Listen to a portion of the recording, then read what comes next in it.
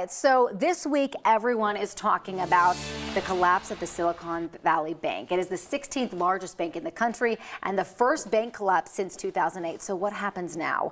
A local financial advisor is joining us with that. Bruce Allen of Bruce G. Allen Investments. Thanks for coming in. Good morning. Get us up to speed. What happened with this collapse in 72 hours? Yeah, so we have to go back a couple years and take a look. And right before the pandemic, Silicon Valley was a $61.5 billion deposit bank.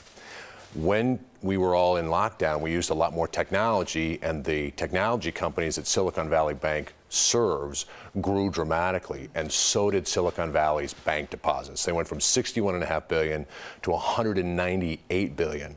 And a lot of that money was invested in the bond market. About $120 billion was bought in long-term bonds in 2020 and 2021. They were safe bonds, but they were buying long-term bonds at generational low interest rates. Then come 2022. This is when the problem started. The interest rate on long-term bonds in 2022, and I think we've got a graph about this, started in 2021. At the end of 2021, interest rates were at 1.51%. And by the end of 2022, they had risen to almost 4%, 3.8%. When rates go up, here's where the bad news is, Corey, bond values go down. So the investments that Silicon Valley made fell dramatically in 2022. Then all of the bank run started, and bank deposits started going out of Silicon Valley Bank. In fact, as you know, last Thursday, there were requests for $42 billion of the $173 billion assets. And the regulators realized, they're going to have to start selling that bond portfolio. Here's where the money hits the road. The bond portfolio had declined by $17.7 billion, and that would have wiped out all of SIVB's or Silicon Valley Bancorp's capital. Wow. So that's why the regulators stepped in and closed them. So I think the big question is, because there's a lot of numbers there, there's a lot to know, right?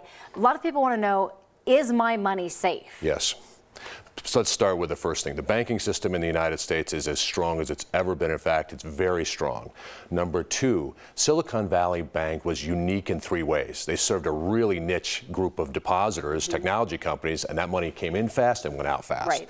Number two, they invested the money not in accordance with their deposit-based needs, but they had put it in long-term bonds, and when the deposits had to go back out, they had to sell bonds at an enormous loss.